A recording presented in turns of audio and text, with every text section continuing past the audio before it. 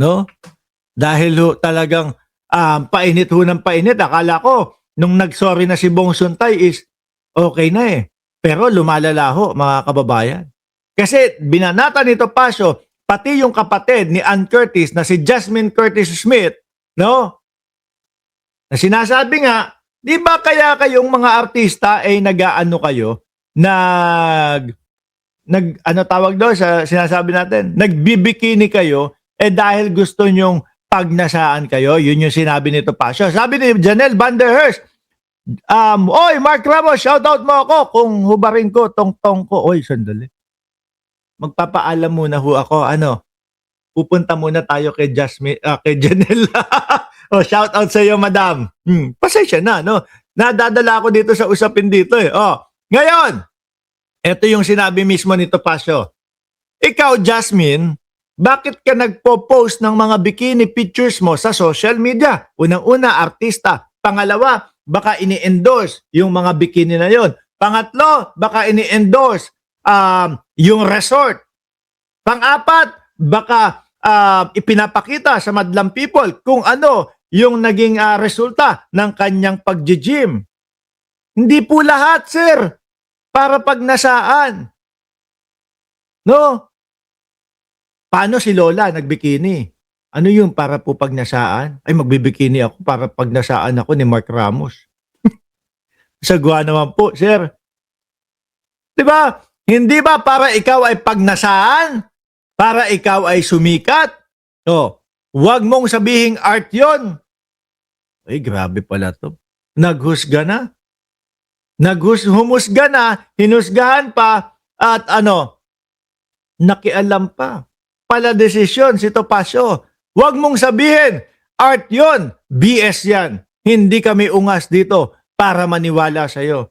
Sir naman, hindi po lahat ng nagbibikini ay para, ang gusto nila ay para pagnasaan sila. Naku, hindi ko na nga pagbibikinihin yung misis ko. Bakit? Baka isipin ni Topacio, yung asawa ni Mark Ramos, nagbibikini, gusto din pagnasahan ng ibang, yun po yung kasuotan sa dagat sa mga swimming pool di ba? Sabi ni Ma'am Neng Gigi, 2026 na, ano ba yan? Yung isipan nila, makaluma at bastos.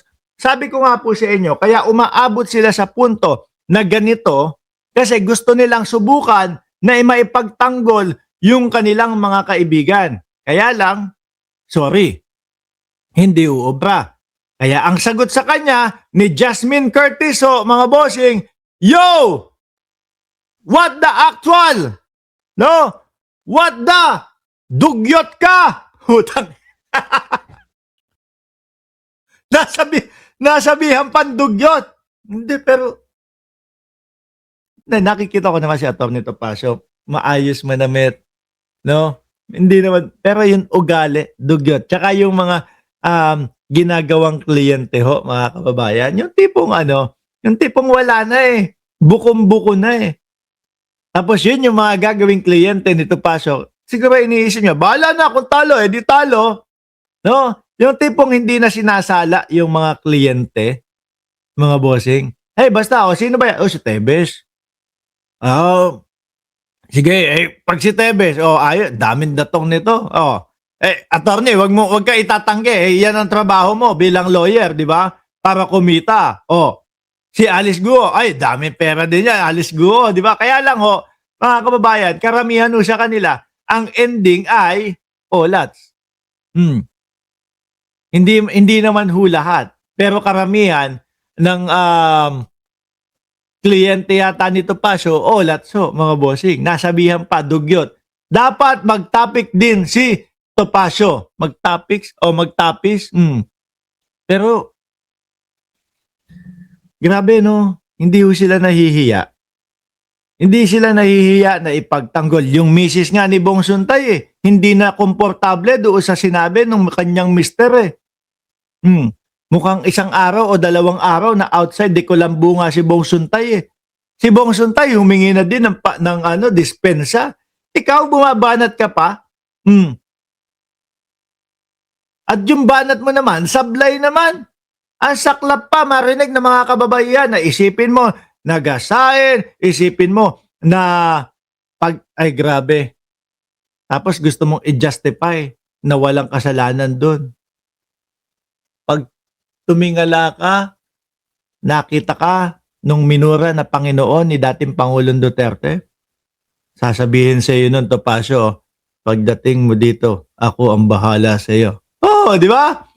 Sabi ni Mario Baker, Mark Guapo. Uy, salamat to. Ang salitang dugyot ay salitang Ilocano na ang ibig sabihin ay napakarumi. Miski naman sa Tagalog ginagamit namin yan, no?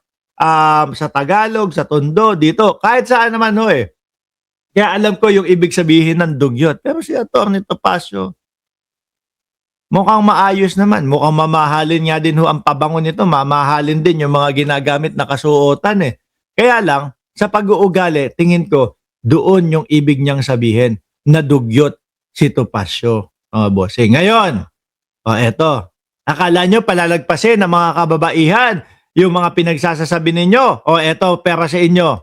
Kaugnay nito, nakikiusap po kami na hanggat maaari, protektahan natin ang aktor na kanyang tinukoy. Hindi niya gusto na laging pinabanggit ang kanyang pangalan. Kaugnay nito, hindi niya Si Ann Curtis po yung aktor. Sabi ni Janelle Van der Hearst, makaluma pa rin si Topacio.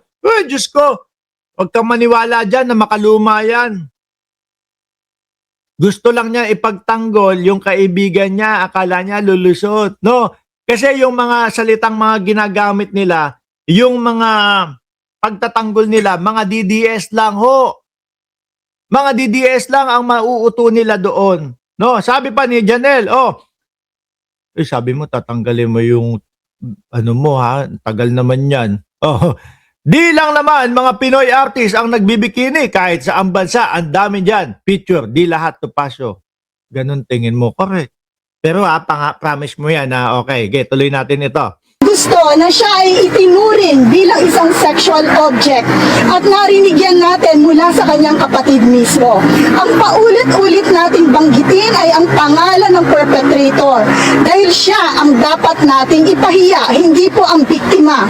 Dapat Tingin ko naman po, nag-sorry na, yung misis ni Bong Suntay at si Bong Suntay, humingi na ng dispensa. Pero wala, hindi natin sila mapipigil mga kababayan kung magsasampa sila ng reklamo o ng kaso. nating huwag palagpasin, magsampa tayo ng kaso, panagutin natin ang lahat ng mga bastos, hindi lamang sa gobyerno, kundi sa ating lipunan.